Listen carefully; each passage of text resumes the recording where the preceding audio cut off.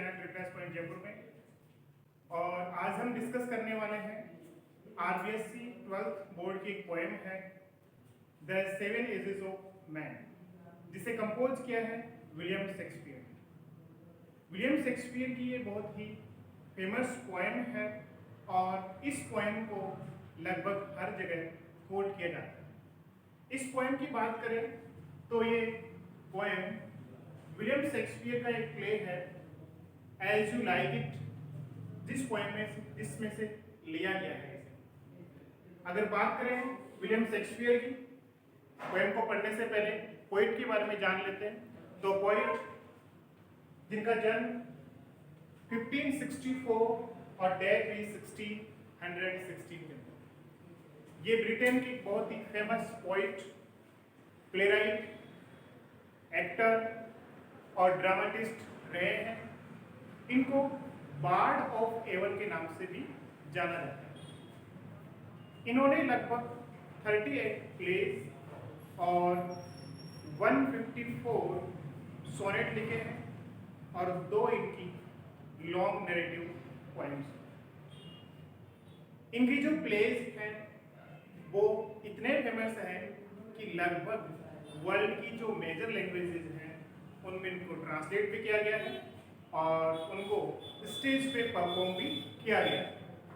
अगर बात करें इनके फेमस वर्क्स की, इनके द्वारा लिखे हुए कुछ फेमस जो प्ले हैं जिसमें मैकबेथ है, किंग लियर है, ओथेलो है, Hamlet and Merchant of Venice and as you like it, जिसमें से हमारी पोएम ली गई है। पोएम की बात करें तो पोएम मोनोलॉग फॉर्म में लिखी गई है। पोएम का एक फॉर्म होता है मोनोलॉग, जिसमें लिखी गई है। और ये जो है poem the seven ages of man,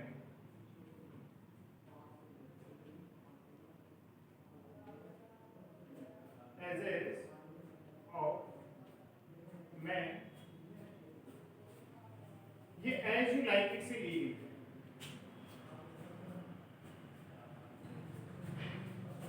ये एक प्ले है जिसमें से ली गई है और इस प्ले में ये जो पोएम जो कही गई है वो प्ले में कैरेक्टर है जेकस, उसके द्वारा मेलंकली मूड में कही गई है। इसमें पोइट ने इंसान की जो है, मनुष्य की जो है 7 अवस्थाओं के बारे में बताया है।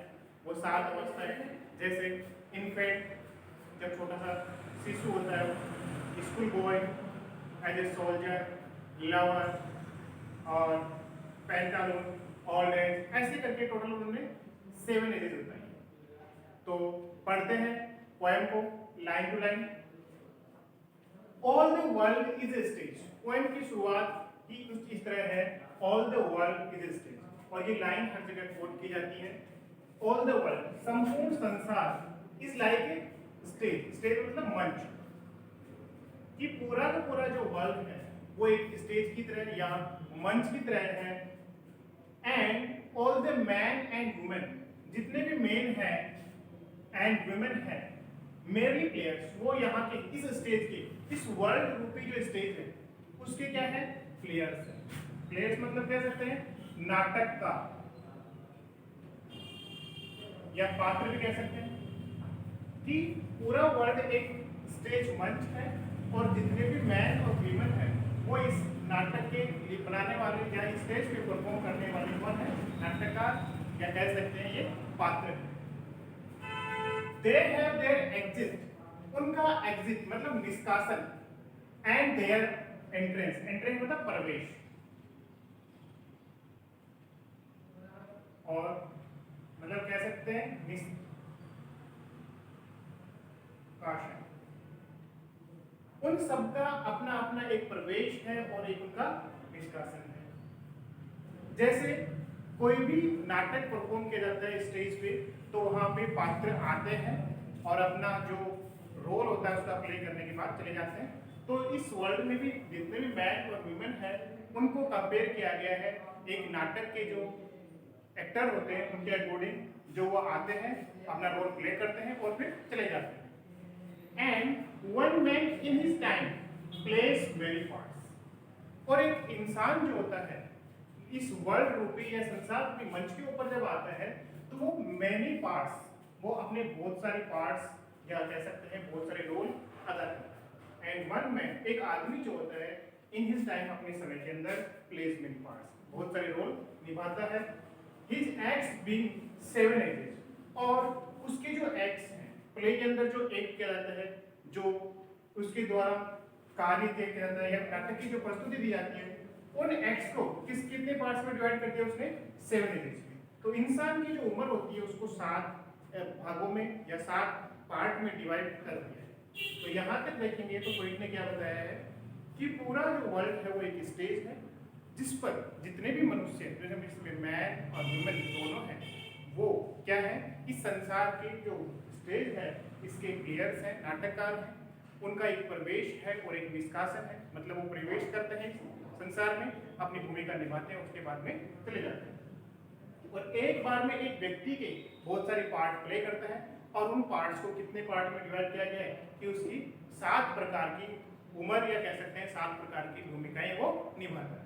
आगे देखते हैं एट फर्स्ट। अब यहाँ से पोइट जो है क्या करता है कि पहली जो उसकी एज है उसको बता रहा है।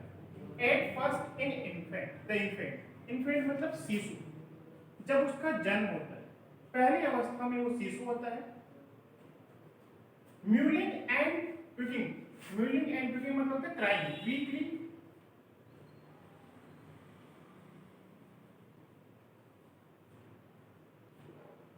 क्राइंग मतलब वो धीरे धीरे रोता रहता है इन द नर्स आर्म। जब उसका जन्म होता है तो नर्स की आर्म्स के अंदर, नर्स के हाथों के अंदर वो जो छोटा बच्चा होता है वो क्या करता रहता है, धीरे धीरे चीखता रहता है, चिल्लाता रहता है।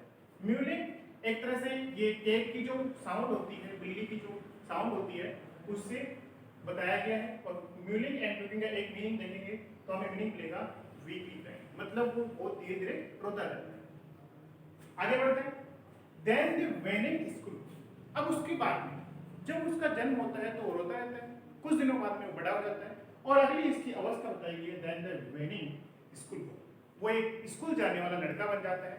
लेकिन जब उसके पेरेंट्स उसे स्कूल भेजते हैं तो क्या करता है वो, वेनिंग मतलब कंप्लेंट, शिकायत करता है,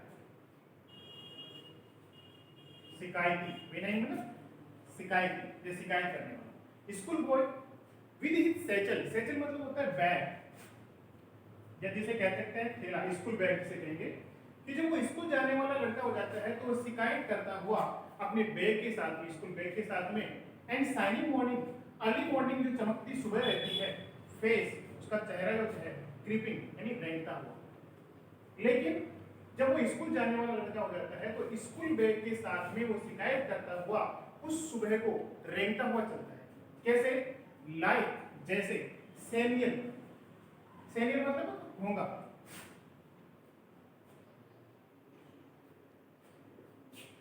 एक ऐसे प्रकार का जानवर होता है सैनियल जो बहुत ही धीमी गति से चलता है या कह सकते हैं कि बहुत आलसी प्रवृत्ति का वो एक जानवर होता है। तो ये जो जब बच्चा बड़ा हो जाता है स्कूल जाने वाला तो वो अपने बैग के साथ में शिकायत करता हुआ उस सुबह को इस तरह रेंगता हुआ चल रहा है जैसे कोई गूंगा जानवर चलता है। एंड अनविलिंग टू स्कूल, और उसको अनविलिंग यानी अनिच्छा है, वो अंदर जाना नहीं चाहता, अनिच्छुक, उसे स्कूल जाने की इच्छा नहीं हो रही है। तो यहाँ शिशु के रूप में और यहाँ स्कूल बॉय के रूप में जब वो बैग लेकर एक सैनियल जो जानवर है, ढोंगा जो जानवर है उसकी तरह शिकायत करता, बहुत धीमे चलता हुआ, मतलब उसको स्कूल जाने की इच्छा नहीं हो रही।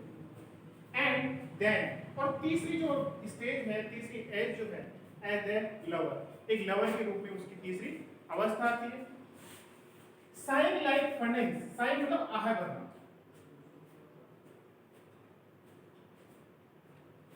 वो आहे भरता रहता है लाइक ए फर्नेस, फर्नेस मतलब होता है भट्टी, जैसे जो लोहे की भट्टियां होती है, कोयले की जो भट्टियां होती है, वो इस प्रकार की भट्टियां जहां लोहे को गर्म किया जाता है। तो तीसरी अवस्था उसकी किसमें आती है? एंड देन द लवर, एक प्रेमी के रूप में उसकी अवस्था आती है। साइन लाइक फर्नेस, भट्टी की तरह आहे भरता रहता है, जैसे भट्टी चलती रहती है और फिर जो साउंड प्रोड्यूस होता है वैसी साउंड वो लवर निकालता है या करता है, प्रोड्यूस करता है with a beautiful balance, beautiful मतलब दुखद, और उस भुट्टी के समान क्या क्या करता है, व्यूफुल, वोइफुल मतलब होता है दुखद, बैलेड मतलब गीत गाता रहता है, दुख भरे गाने गाते रहता है। मैं जो उसने बनाए थे टू हिज मिस्ट्रेस, अपनी मिस्ट्रेस के लिए, आईब्रो, मिस्ट्रेस की आईब्रो के लिए उसने जो गीत लिखे थे उन गानों को गुनगुनाता रहता है। तो यहाँ पे थर्ड स्टेज में एज ए लवर के रूप में वो जो दुखद भरे जो गाने होते हैं उनको गुनगुनाता रहता है जो उसने अपनी मिस्ट्रेस के लिए लिखे थे। देन ए सोल्जर, और फोर्थ जो स्टेज आती है वो आती है इसकी सोल्जर के रूप में, मतलब एक सैनिक के रूप में। चौथी अवस्था यहाँ पे सैनिक के रूप में आती है, फुल ऑफ स्ट्रेंज ओथ। और जब वो बड़ा हो जाता है, यहाँ पे बात की जा रही है लगभग एज ए 20 या 20 प्लस, तो यहाँ पे स्ट्रेंज ओथ, आर्मी में जाने के बाद या सैनिक बनने के बाद वो स्ट्रेंज प्रकार की, अजीब प्रकार की शपथ लेता है। एंड बियर्डेड, और उसकी दाढ़ी बढ़ जाती है लाइक ए पार्ट, पार्ट मतलब होता है पैंथर, पैंथर पेंगोइन, पैंथर की तरह उसकी दाढ़ी बढ़ जाती है। जीनियस इन ऑनर, और वो जीलेस रहता है, ईर्ष्यालु रहता है, इन ऑनर यानी सम्मान पाने के लिए, हमेशा दूसरे लोगों से सम्मान पाने के लिए ईर्ष्यालु रहता है। Sudden and quick in quarrel, हमेशा सडन यानी अचानक से, क्विक जल्दी से, इन क्वेरल, और जल्दी से वो झगड़ा करने के लिए तैयार रहता है। सीकिंग द बबल रेपुटेशन, किस लिए झगड़ा करने के लिए तैयार रहता है? बबल रेपुटेशन, मतलब ये कह सकते हैं खोखली या फिर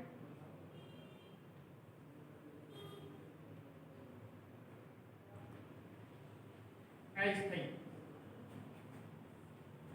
सीकिंग यानी तलाश करना, द बबल रेपुटेशन, बबल मतलब होता है बुलबुला, जैसे बुलबुला बारिश के समय या पानी में जो उठते ही वो कुछ समय बाद में नष्ट हो जाता है, उस प्रकार के रेपुटेशन मतलब प्रतिष्ठा प्राप्त करने के लिए जो सोल्जर होता है वो हमेशा लड़ने के लिए तैयार रहता है। तो यहाँ देखें फोर्थ स्टेज में उसकी सोल्जर के रूप में आती है।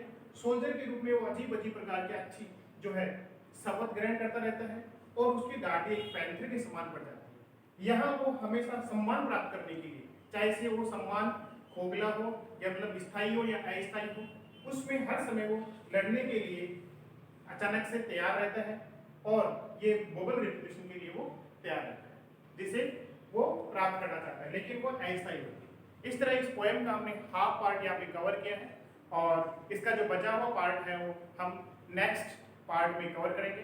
तब तक thank you so much and keep watching.